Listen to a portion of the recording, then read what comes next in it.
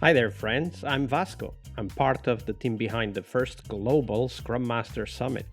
If you're a Scrum Master, the Scrum Master Summit is a place to learn, to share, and to meet new friends. We will have lots of live sessions where you can meet and network with other Scrum Masters from all over the globe. So make sure you check it at bit.ly/SM Summit and the numeral 21. That's bit.ly/SMSUMMIT21.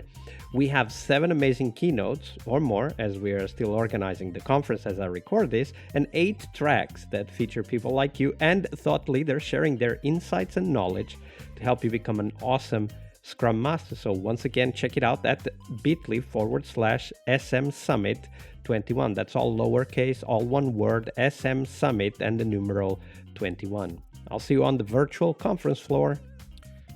All right, now on to the show. Hello, everybody. Welcome to our Wednesday Leading Change episode this week with Nagesh Sharma. Hi, Nagesh. Welcome back. Hi, Vasco. Thank you so much for having me back again. Absolutely. So, Nagesh, on Wednesdays, we like to focus on the process of change, which is something that, of course, is always on our mind as Scrum Masters. It might be an individual change, it might be an organizational or team change, but change is a big part of what we do and what we work on. So, walk us through one of those processes of change that you were involved with, but specifically pay attention to the tips, the tricks, the techniques you learned back then and describe those for us. Tell us the story first, though. That's a great question, Vasco.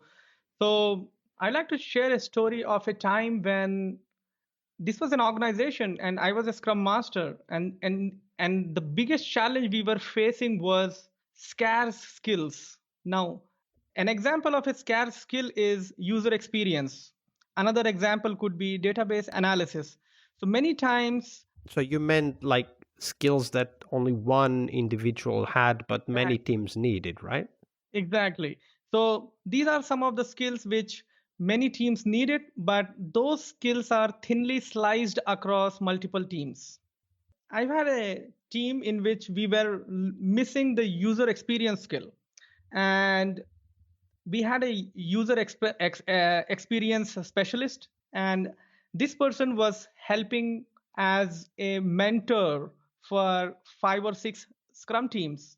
And whenever we wanted help of this person, at the same time other teams also wanted the help, and this was actually sabotaging both the expert who was serving other teams and also the teams which were in need.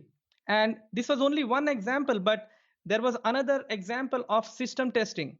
So whenever we were getting near to our release, we were also facing the same kind of challenge for system testing. And there was a group of system testers who were doing all the system testing for the different Scrum teams. This was also a similar challenge which we were having for database analysis. There was a particular sub schema which was supposed to be worked out by multiple Scrum teams, and we had only one database analyst. So this was becoming a perennial problem in multiple Scrum teams. And that was a moment when I, as a Scrum Master, leveraged other Scrum Masters' collective wisdom. We all came together and we did some kind of a brainstorming, and we said, what could we do to solve such a problem? Because now every time this is going to be a new problem. One of the easiest solutions which was proposed to us by the management was that, okay, so do we want to hire new people? But then what Because if that's tomorrow? the tool they have, right? Yeah, that's what is easy to do is easy not to do. But hiring, if we say yes, tomorrow we can get a new problem and a new skill. And what would we do? For example, like we again struggled with MongoDB, and then we said that there is only one person who knows that. What do we do now? So one of the outcomes of our brainstorming sessions which we did, that was, can we create a community of practice? Now that was a new terminology which came to us back then in time around 2013, and we said, "Wow, sounds interesting. What is this community of practice?" And we said that we could probably create a group of people coming together, like-minded people, and we are trying to solve a particular problem which is cutting across multiple scrum teams, maybe multiple departments. And we ended up creating three kinds of community of practice that time: topic based, interest based, and domain based. So let me give an example of that.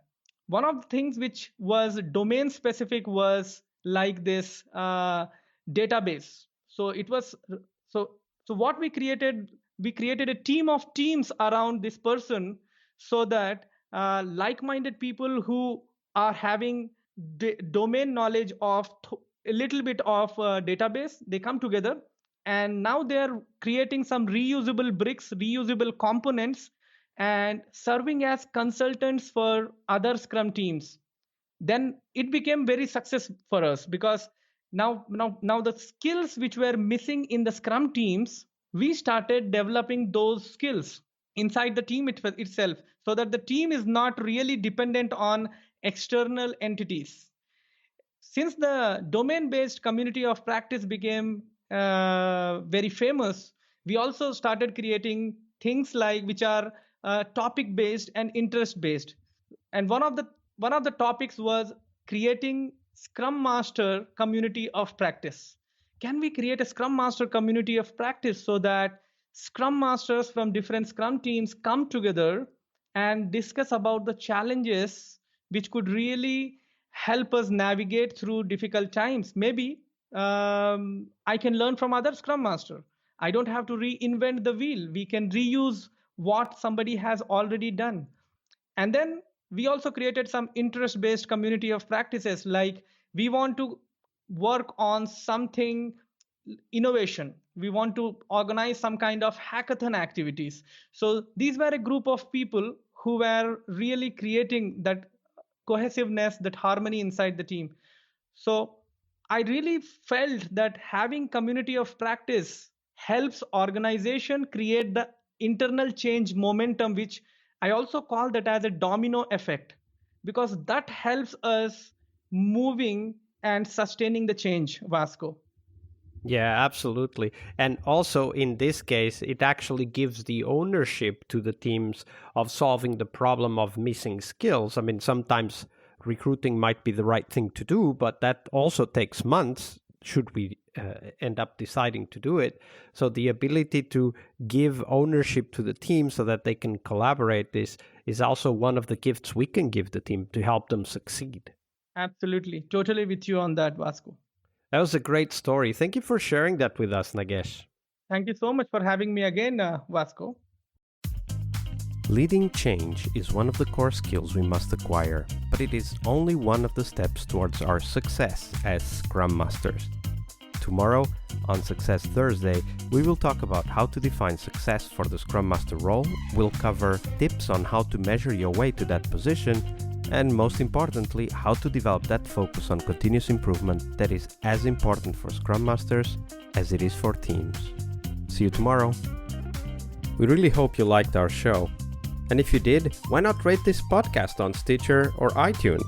Share this podcast and let other Scrum Masters know about this valuable resource for their work. Remember that sharing is caring.